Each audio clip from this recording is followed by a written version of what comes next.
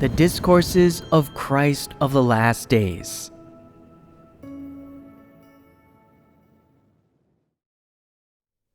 What is the adequate performance of duty? Why are we fellowshipping about the difference between performing duty and engaging in worldly work? Is this important? Yes. Where does the importance lie? It relates to the attitude people have toward performing their duty. Do not bring the attitudes and principles you have in your worldly work into the realm of performing duty. What are the consequences if you do so? Acting according to one's own wishes. Acting according to one's own wishes is a common issue. It means not wanting to confer with others when carrying out tasks, wanting to have the final say, and doing whatever one wants, feeling that acting this way brings comfort and contentment, free of any sense of oppression or unhappiness. Additionally, it often leads to intrigue, jealousy, disputes, and the forming of cliques, as well as seeking rewards and recognition, showing off, acting perfunctorily, irresponsibility, deceiving those above and below oneself, and setting up one's own kingdom. In short, performing duty is different from engaging in worldly work. Performing duty is a requirement from God and an arrangement by God. This is the greatest difference between performing duty and engaging in worldly work. Performing duty must be done according to God's requirements and based on the truth principles.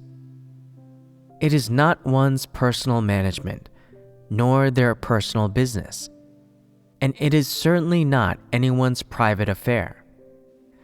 It has no relation to personal interests, pride, status, influence, or future prospects.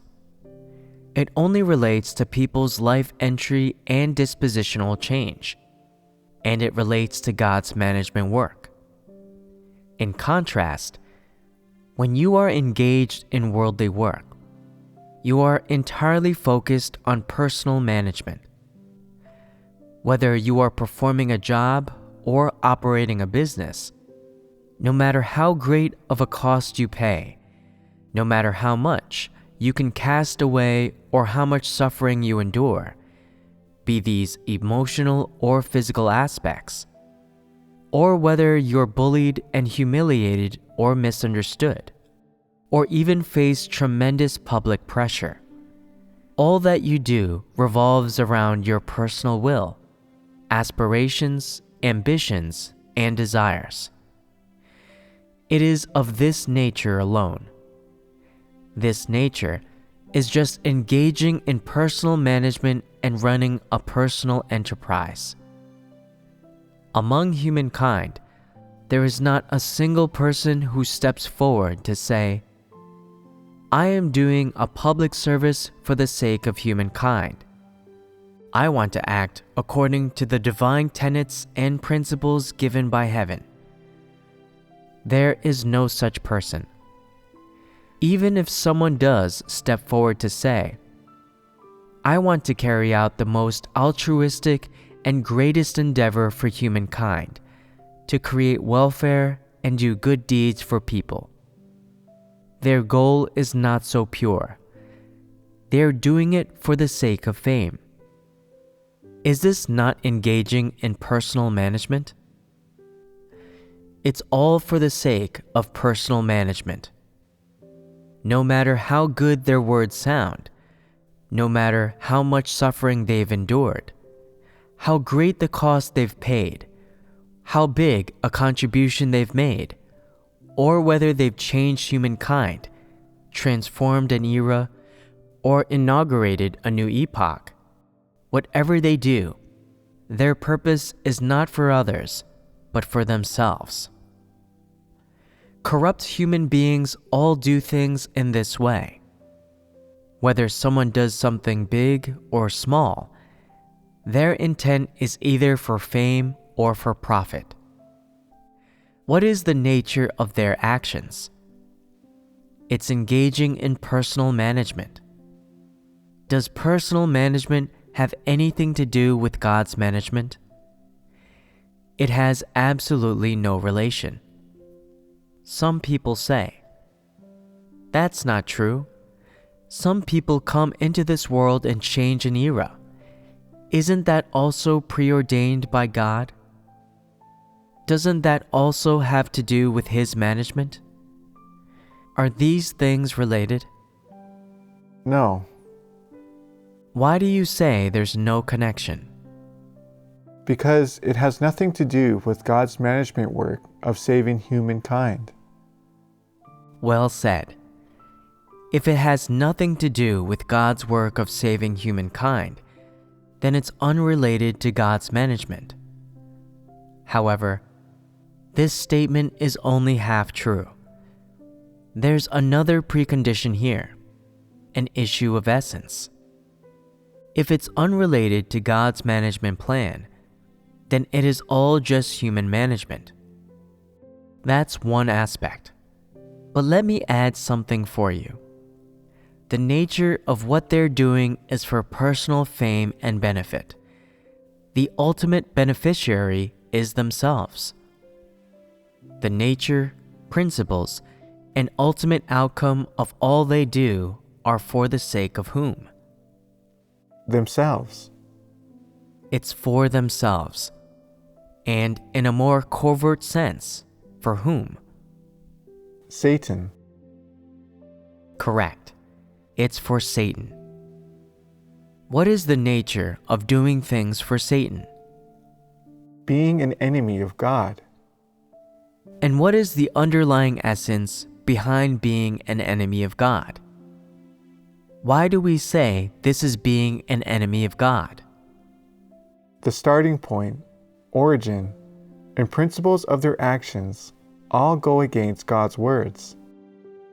This is one aspect, and it is a fundamental issue. The starting point, origin, and principles of what they're doing are all of Satan and are wicked. So what is the ultimate result? Who are they bearing witness to? Satan. Correct. They're bearing witness to Satan. Throughout human history, has there been any historian or writer who has attributed the accomplishments of what humans have done in each era to the Creator?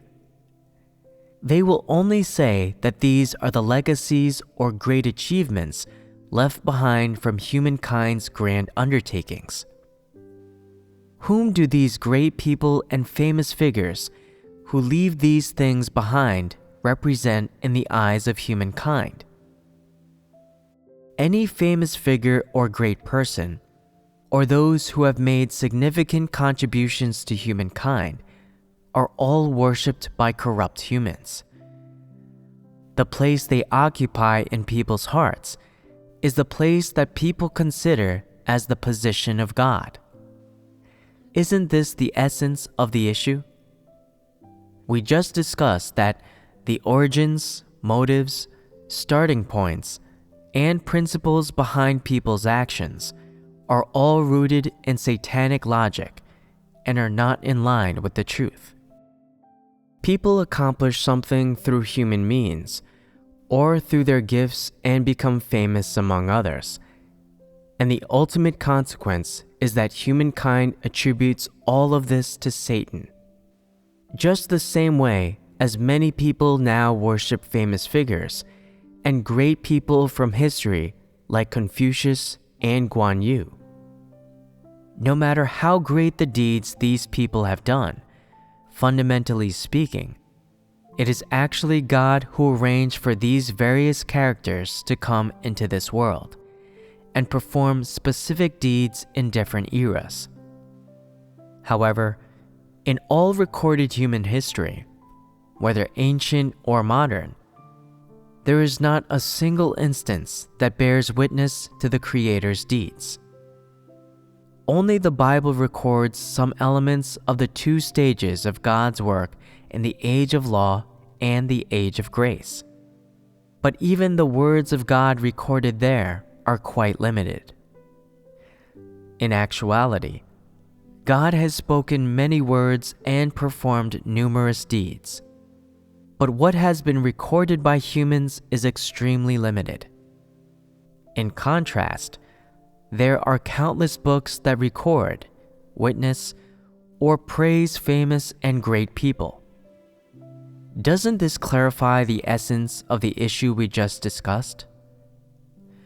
We just mentioned that the famous and great people throughout history have acted for themselves, acting, in essence, for Satan. This shows that they were not performing their duties, but were rather conducting their own management or engaging in their own enterprises. What is the nature, the essence of any work that people undertake in the world?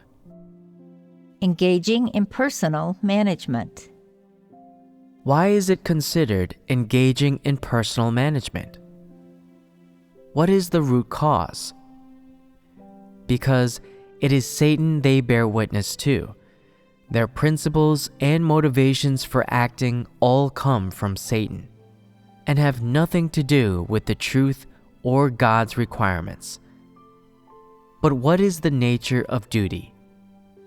It refers to work carried out according to God's requirements, meaning that the work must be grounded in the truth, conducted according to the truth principles, and done in line with God's demands. The result is that people can bear witness to God and possess submission toward God and have knowledge of Him.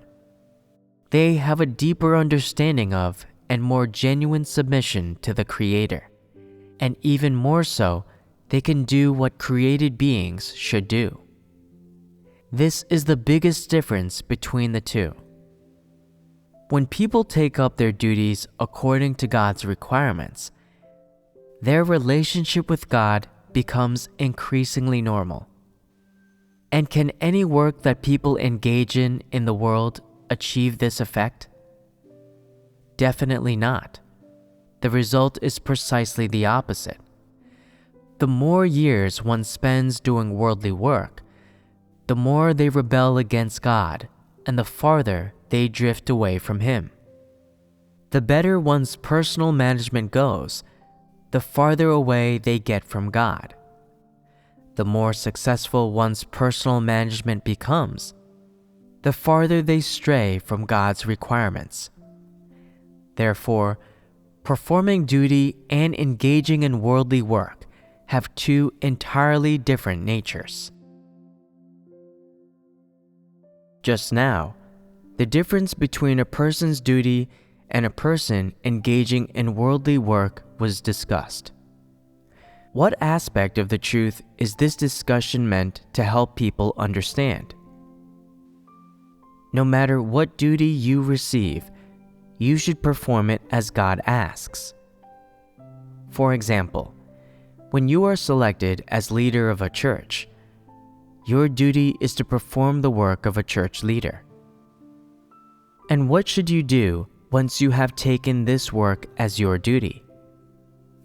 Firstly, know that only the accomplishment of your work as a leader is the performance of your duty.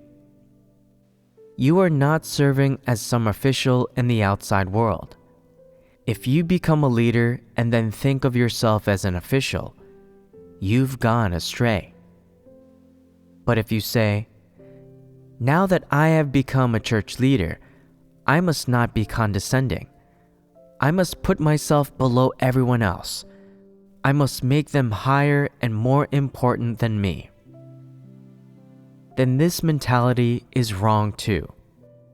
Putting on any pretense is useless if you don't understand the truth. Nothing but a correct understanding of your duty will do. First off, you must appreciate the importance of the work of a church leader. a church could have several dozens of members, and you must think how to lead these people before God, how to allow most of them to understand the truth and enter the truth reality. You must also spend more time watering and supporting those who are negative and weak, to stop them from being negative and weak and enable them to perform their duty.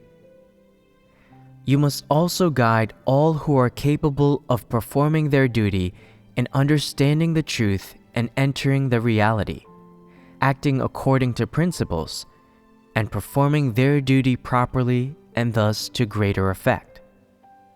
There are certain people who have believed in God for several years, but are of quite evil humanity, who always disrupt and disturb the work of the church. These people should be pruned as required. Those who stubbornly refuse to repent should be cleared out. They should be handled according to principle and arranged properly. There is also the most important thing of all. Some in the church possess relatively good humanity and a bit of caliber, and are capable of undertaking a certain aspect of work. All such people must be nurtured without delay, sooner rather than later. It will take training for them to become competent, and they won't be able to do anything well if they never receive any training. Are these not the jobs that a leader or worker urgently needs to perform well? If you have become a leader and do not keep these matters in mind, and do not perform work in this way, can you fulfill your duty well? As a leader, it is essential to sort out each and every aspect of the church's work. First, the most important matter is to cultivate talented people. Elevate those who are of good humanity and who possess caliber, and cultivate and train them. Second, lead the brothers and sisters to enter into the truth reality, and enable them to engage in self-reflection, know themselves, discern heresies and fallacies, discern people, and fulfill their duties well. This is a part of life entry. Third, enable the majority of those who can perform their duties to actually do so, and ensure that they achieve results in performing their duties rather than just acting perfunctorily. Fourth, promptly handle those who disrupt and disturb the work of the church. If they reject the truth upon fellowship, they must be pruned. And if they remain unrepentant all the while, they should be isolated for reflection and even cleared out or expelled. Fifth, enable God's chosen people to discern non-believers, false leaders, and antichrists, ensuring they are not misled and can enter onto the correct path of believing in God as soon as possible. All 5 of the above points are important and are the inherent tasks of leadership. Fulfilling these 5 aspects of work is what makes someone a qualified church leader. Additionally, special circumstances must also be handled properly. For example, some people's negativity and weakness may be temporary, and you should treat them appropriately.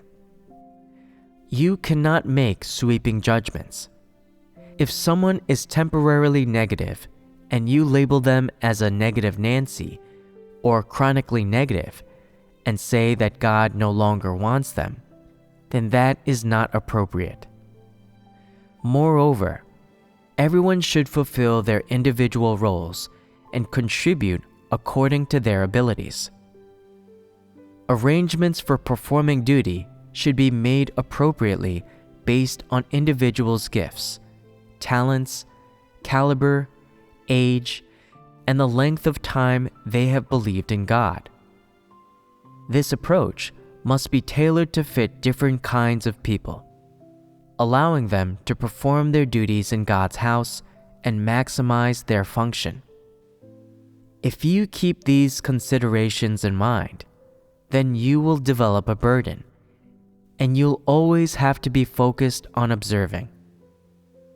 Observing what? Not who looks good so you can interact more with them.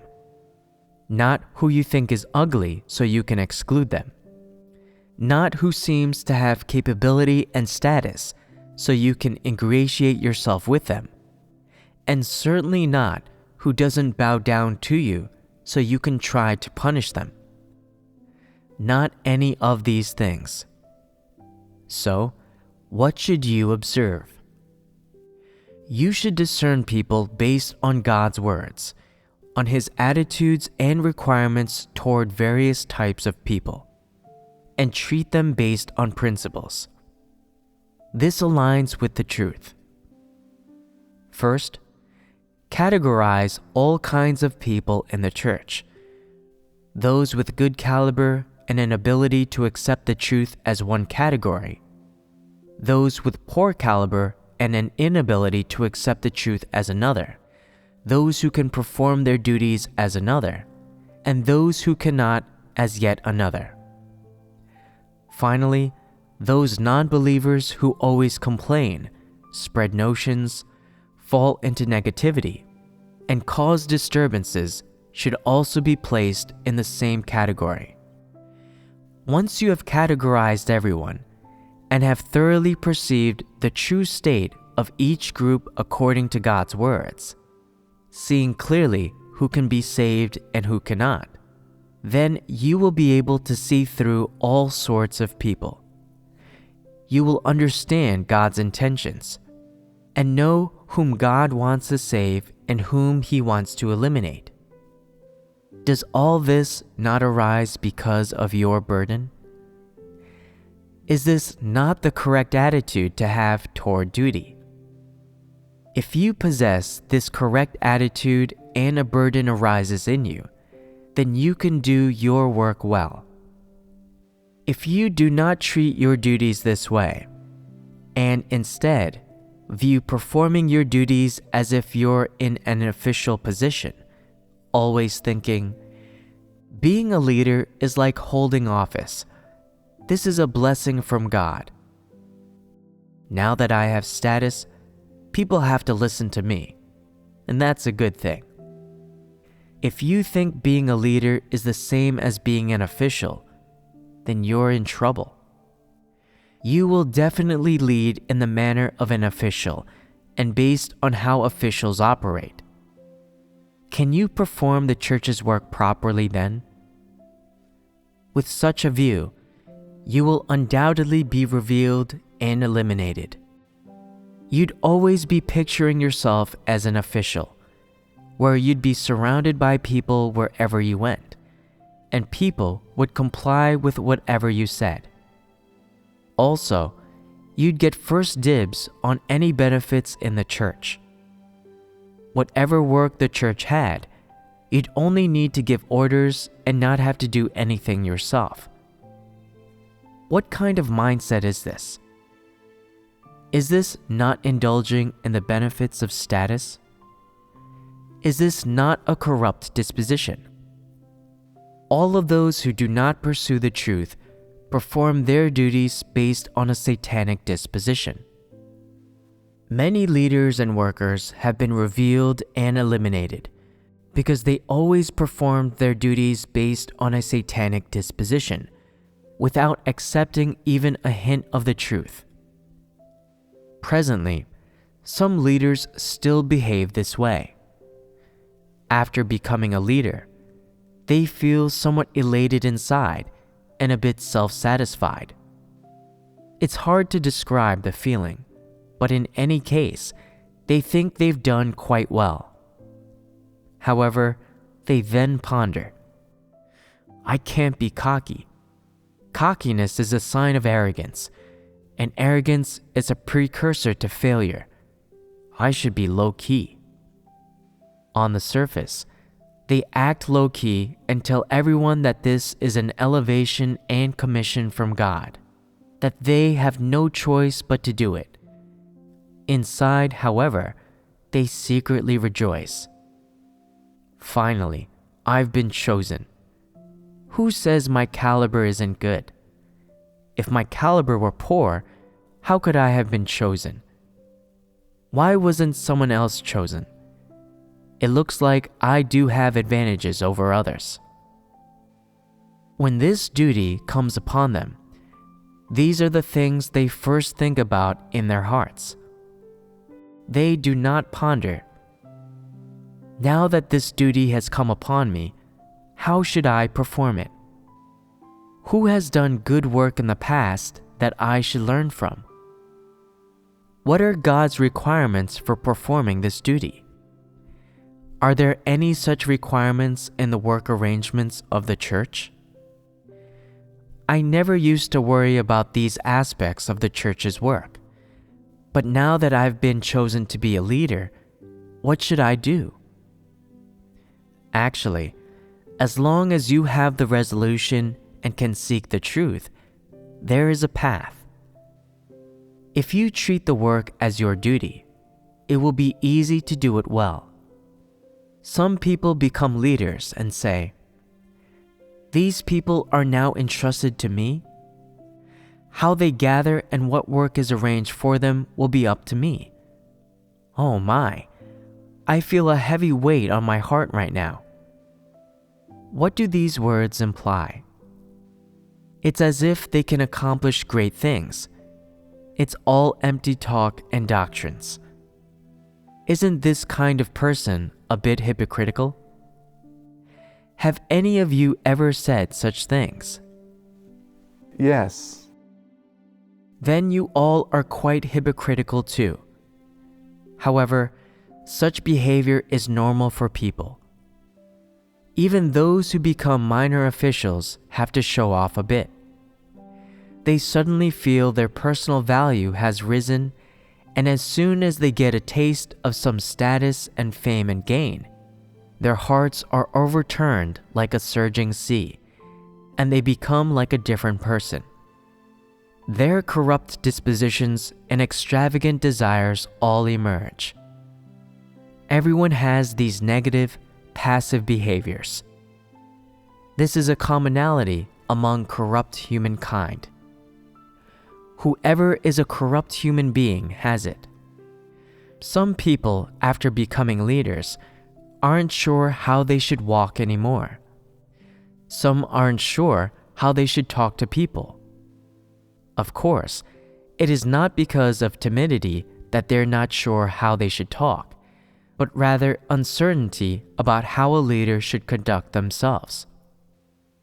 Others, after becoming leaders, are unsure what to eat or wear. There are all kinds of behaviors. Do any of you exhibit these behaviors? To varying degrees, you all certainly do. So how long will it take to move past these states and behaviors? 1 or 2 years, 3 or 5 years, or 10 years?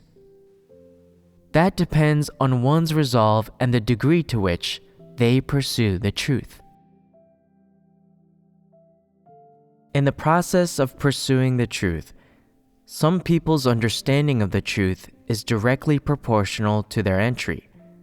The two are equivalent. They can enter into as much truth as they are able to understand.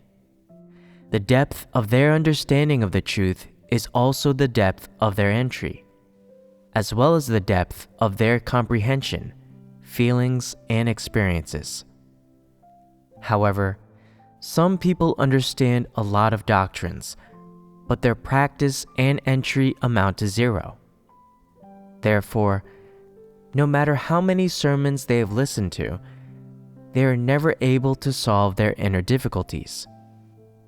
When faced with a small matter, their ugly side immediately comes out, and they cannot control it no matter how they try. No matter how they disguise it, their corruption is still revealed. They remain unable to accept the truth or seek the truth for solutions. They even learn to put on a facade, to deceive, and to pretend to be good. All along, their corrupt dispositions are not cast off and do not change. This is the outcome of not pursuing the truth. So, when all is said and done, it all comes back to that same phrase. Pursuing the truth is very important. The same applies to performing one's duties. No matter what duty you receive, no matter what duty has come upon you, whether it is a duty that entails great responsibility or a simpler one, or even if it's not very prominent, if you are able to seek the truth and treat the duty according to the truth principles, then you will be able to fulfill your duty well. Moreover, in the process of performing your duties, you will experience varying degrees of growth in both your life entry and dispositional change. However, if you do not pursue the truth and merely treat your duty as your own management, your own task, or treat it as your own preference or personal work, then you've got trouble. Treating your duty as your own business and treating it according to the truth principles are different. When you treat your duty as your own management, what are you pursuing? You are pursuing fame, gain, and status, expecting others to meet your demands. What will be the end result of performing your duty in this manner? In one respect, performing your duty in this manner will not meet the standard. It amounts to futile effort. Even if you have exerted great effort on the surface, you haven't sought the truth, so the fruits of your duty will be poor, and God will not be pleased.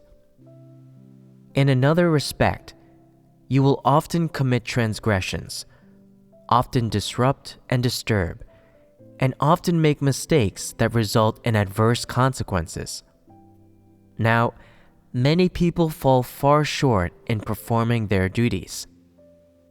They act willfully and arbitrarily, achieving basically no results, and sometimes even causing losses to the work of the church.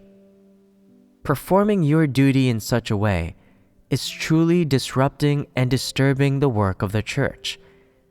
It's the behavior of a downright evil person. Those who consistently take a perfunctory approach to performing their duties must be exposed so they can reflect upon themselves. If they can truly reflect, recognize their mistakes, and hate themselves, they can stay and continue performing their duties. But if they never admit to their mistakes and still defend and justify themselves, claiming that there is no love in God's house and that they are being treated unfairly, then this is a sign of being stubbornly unrepentant, and they should be cleared out from the church. What is the root cause of these people's disruptions and disturbances? Is it because they intentionally planned to disrupt and disturb? No. The main reason is that they have no love for the truth at all, and their humanity is very bad. Some of these individuals have some caliber and can understand the truth, but they do not accept the truth in the slightest, let alone practice it. Their humanity is extremely vile. Regardless of what duty they perform, they are always causing disruptions and disturbances, wrecking the work of the church, and bringing about many evil outcomes with a terrible influence. There is no doubt that these people are non-believers, and that they are all evil people. This is primarily why they are eliminated. Now, most people can discern non-believers. When they see the various behaviors of these individuals, they feel angry. How could these people be considered believers in God? They are Satan's lackeys, sent to disrupt and disturb the work of the church. Some are purely freeloaders, belonging to those who love ease and hate work. They don't want to do any work, but still want to eat well every day. Aren't they parasites? They are even inferior to guard dogs. These people have thus been eliminated. People who genuinely believe in God are all people who are willing and eager to perform their duty. Although most people don't know what duty actually means, at the very least, they know in their hearts that people should perform their duty, and they are willing to do so. But does being willing to perform one's duties mean that one is therefore practicing the truth? Does this internal willingness mean that one has fulfilled their duties well? Absolutely not. One must put the truth into practice and meet the standard of acting according to principles to be considered as having fulfilled their duties well.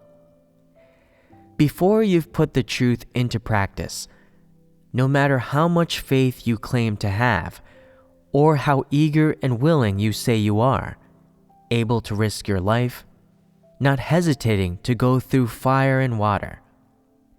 These are all just slogans that serve no purpose. You must, based on this willingness, also act according to the truth principles. You say, I don't particularly love the truth, nor do I pursue it, and I haven't changed much in disposition while performing my duties.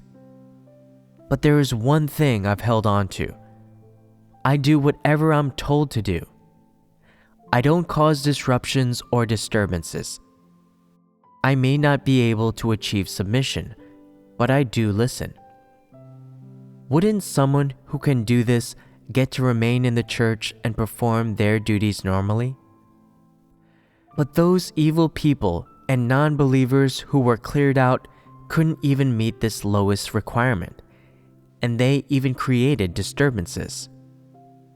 Such non-believers or evil people should not be allowed to remain in the church to perform their duties. God's chosen people must discern non-believers and evil people. Otherwise, they will be easily misled by them. Any person with conscience and reason should adopt an attitude of rejection toward non-believers and evil people. Performing one's duties is the most crucial aspect of believing in God. First, one must understand what duty is, and then gradually gain genuine experience and understanding of it. What is the minimum attitude a person should have toward their duty? If you say, "The house of God gave this duty to me, so it belongs to me. I can do as I please, because this is my business, and no one can interfere." Is this an acceptable attitude? Absolutely not. If this is your attitude while performing your duty, you are in trouble, because your attitude is not in line with the truth principles. Your attitude is one of doing whatever you want rather than seeking the truth, let alone having a God-fearing heart. If a person is too willful, they will be somewhat neglectful of their proper work while performing their duty. What attitude should a person have when performing their duty? They must have a desire to submit to God and satisfy Him. If they do not complete the commission God has entrusted to them, they feel they have let God down, and if they have not performed their duty properly, they feel they are not worthy of being called human. Having this sort of attitude while performing your duty makes you loyal. To perform your duty well, you must first know what God demands, seek truth, and seek the principles. Once you have ascertained that the commission God has given you is your duty, you should seek by thinking, how can I perform my duty well? Which truth principles should I practice?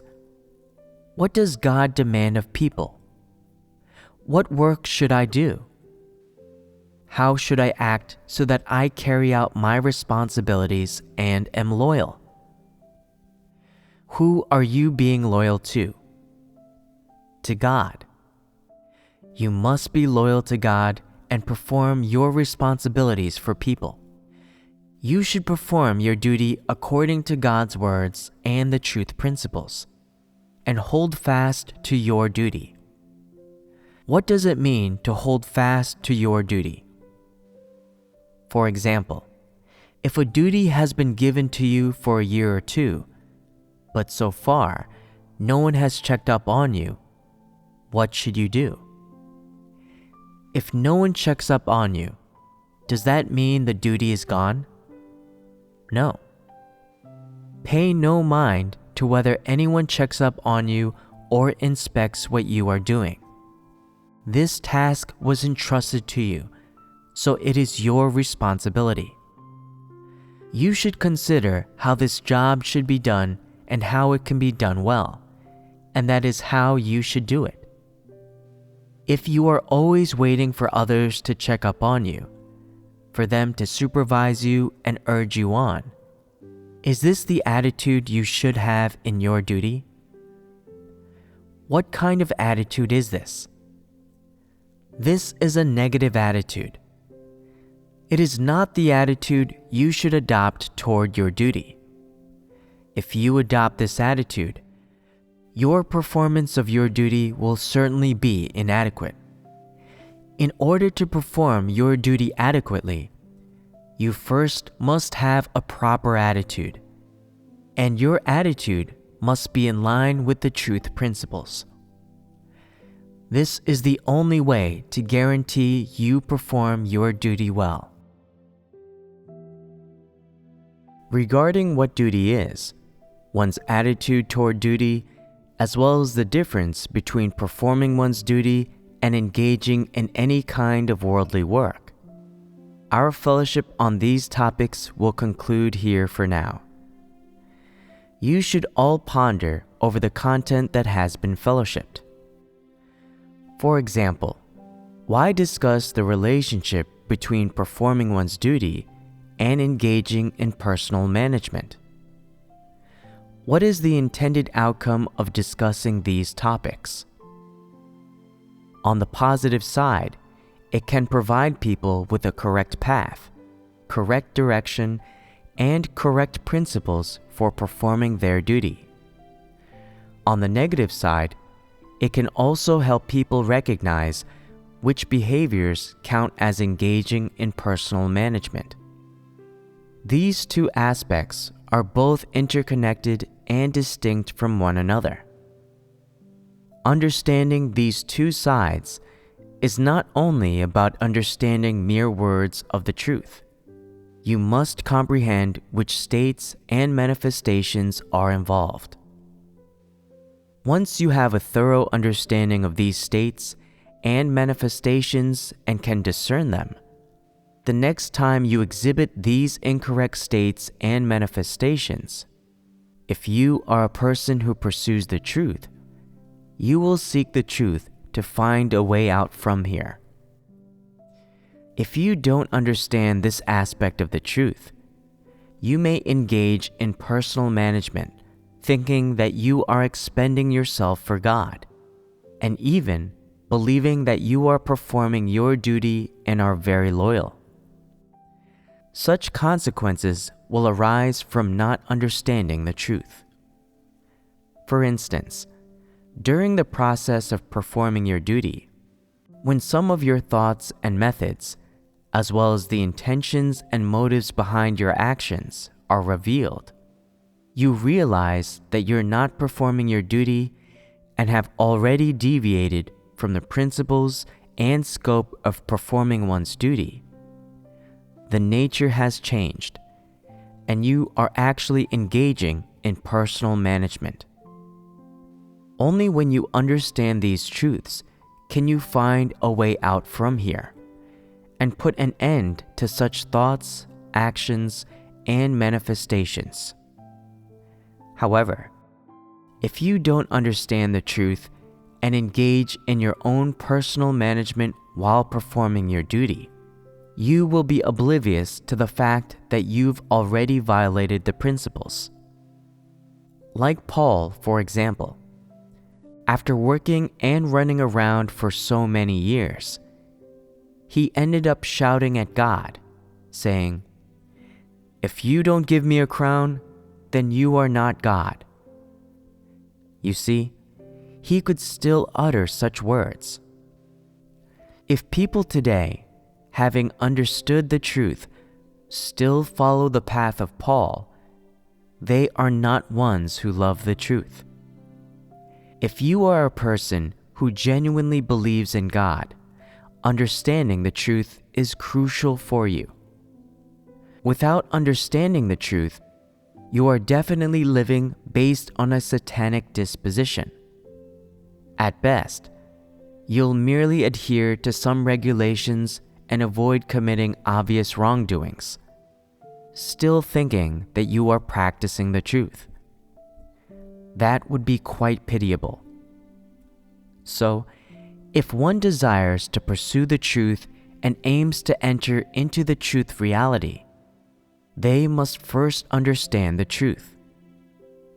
The purpose of understanding the truth is so that people can accurately perceive other people and events, be discerning, have principles for action, have a path of practice, and achieve submission to God.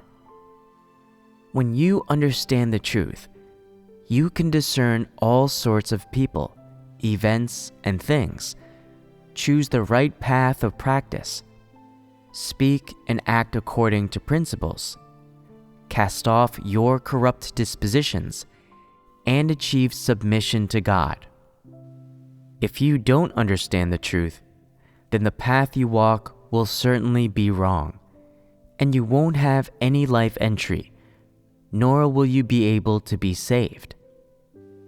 Some people are particularly good at disguising themselves, appearing as though they are in pursuit of the truth, but they have no principles in their actions, and all they do causes disruptions and disturbances, creating much trouble for the work of the church. Such people cannot be saved. Therefore, the purpose of frequently listening to sermons and frequently eating and drinking of God's words is not for the sake of superficial engagement or filling the heart, nor is it to equip oneself with doctrines or practice eloquence. It is to equip oneself with the truth and attain an understanding of the truth. What was just discussed is actually not particularly deep in terms of the truth of knowing God. It is the most basic truth. People's understanding of the truth is limited and varies in depth, and it depends on the individual's caliber. Some people comprehend more deeply. That is, they have the comprehension ability. Others comprehend quite superficially. Regardless of the depth of one's comprehension, what's most crucial is the practice of the truth. However, the truth cannot be divided into big or small, noble or lowly, nor can it be divided into deep or shallow. That is to say, truth can be classified as the most basic or the most elementary, but it cannot be divided into degrees of depth. It's just that people comprehend and experience it to varying depths. Anything that touches upon the essence of the truth is equally profound, and not something anyone can fully experience or completely possess. No matter what aspect of the truth is concerned, People have to start from the shallowest layer in their comprehension and practice, and then gradually progress from the shallow to the deep, reaching a true understanding of the truth and entering into reality. The shallowest part of the truth is what can be understood literally. If people cannot practice or enter it, then they only understand some words and doctrines. Merely understanding words and doctrines falls far short of the essence of the truth. People who don't understand the truth always regard the ability to explain the literal meaning as understanding the truth. This is just human ignorance. If your practice of the truth is only about following regulations and rigidly applying them without any principles, don't think that this is practicing the truth and entering into reality. You are still far from it. If you continue to practice and experience for several more years, and discover much more light, which will suffice for you to practice and experience for several more months or years, and later, with yet more experience, you can discover newer light, progressing like this from the shallow to the deep in a step-by-step manner, then you have truly entered into the truth reality. Only one who has fully entered into the truth reality is one who has obtained the truth. Even if one day you live out the reality of the truth, and it can be said that you've obtained the truth, in actuality, what you've experienced and come to know is still limited. You cannot say that you are the truth, nor can you claim, like Paul did, that to me to live is Christ. Because the truth is too profound, and what one can experience and understand in several decades of a lifetime is extremely limited. Obviously, then, understanding the truth is achievable by people to some extent, but obtaining the truth is by no means an easy matter. If one cannot understand or put into practice even the shallowest truths, then that is someone who does not love the truth, and definitely lacks spiritual understanding. People who are nowhere near the truth cannot be saved. Those who never understand the truth cannot perform their duties well. They are wastes of life, beasts in human clothing. Some people think they understand the truth just because they understand some doctrines. If they really understand some truths, then why can't they perform their duties well? Why do they have no principles in their actions? This shows that understanding doctrines is useless. Understanding more doctrines doesn't mean understanding the truth. After fellowshipping the topic of duty, we will now move on to the issue of adequate performance of duty. With regard to the adequate performance of duty, the emphasis is on the word adequate. So, how should adequate be defined? In this too, there are truths to seek.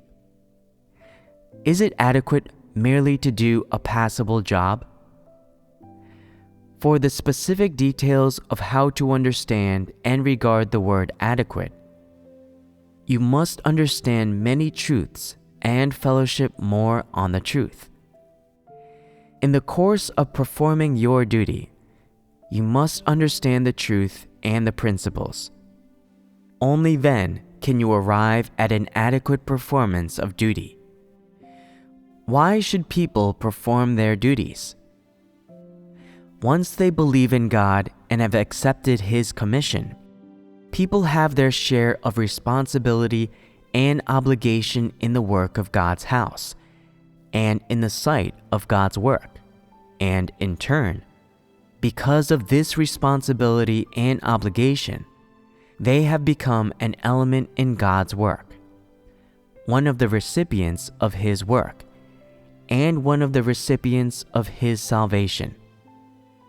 There is quite a substantial relationship between people's salvation and how they perform their duties, whether they can do them well, and whether they can do them adequately. Since you have become a part of God's house and accepted His commission, you now have a duty. It is not for you to say how this duty should be performed. It is for God to say. It is for the truth to say. And it is dictated by the standards of the truth. Therefore, people should know, understand, and be clear on how God measures people's duties, what He measures them according to. This is a worthwhile thing to seek. In God's work, different people receive different duties. That is, people with different gifts, calibers, ages, and conditions receive different duties at different times. No matter what duty you have received, and no matter the times or circumstances of your receiving it, your duty is only a responsibility and obligation you are supposed to perform. It is not your management, nor is it your business. The standard God demands for the performance of your duty is that it is adequate. What does it mean to be adequate? It means to meet God's demands and satisfy Him. God must say it is adequate, and it must receive His approval. Only then will the performance of your duty have been adequate. If God says it is not adequate, no matter how long you have been performing your duty, or how much of a price you have paid, it is not adequate. Then, what will the result be? It will all be classified as laboring. Only a minority of laborers with loyal hearts will be spared. If they are not loyal in their laboring, then they do not have a hope of being spared. Speaking plainly, they will be destroyed in a disaster. If one never meets the mark when performing their duty, they will have their right to perform a duty taken away. After this right is taken away, some people will be cast aside. After being cast aside, they will be taken care of by other means. Does taken care of by other means mean to be eliminated? Not necessarily.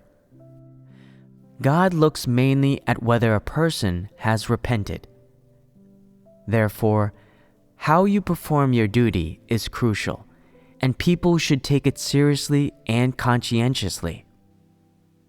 Because performing your duty is directly connected to your life entry and entry into the truth realities, as well as big issues like your salvation and being perfected, you must treat the performance of your duty as the first and foremost task when believing in God. You cannot be muddle-headed about it. In the process of performing their duties, various people will exhibit a range of different behaviors. These different behaviors are visible not only to people, but also to God. It's not just the church that scores and evaluates. Ultimately, God will also give scores and evaluations to all those who perform their duties. Some people basically meet the standard, while others are utterly inadequate. Some inadequate people will still be under observation, while some will already have been definitively categorized by God. Who are the people that God sees as inadequate? They are those with poor humanity and lacking a conscience and reason, who consistently perform their duties in a perfunctory manner. Regardless of how much of God's grace they enjoy, they are uninterested in reciprocation and devoid of gratitude. Of course, this naturally includes evil people as well. It can be said that anyone with poor humanity and lacking conscience and reason performs their duties inadequately. Those who are clearly evil will inevitably commit countless evil acts while performing their duties. As long as they are not cleared out, they will keep committing evil. Such people must be cleared out promptly. Of course, there are also some people who appear to have some semblance of humanity and who don't seem to be bad people, but their performance of duty is perfunctory and yields no results. After being pruned and receiving fellowship on the truth, it will depend on how they ultimately perform and whether or not they have sincerely repented. For such people, God is still waiting and observing. As for those who have poor humanity and lack conscience and reason, as well as those who are clearly evil, God has already reached a conclusive verdict on them. They are to be thoroughly eliminated.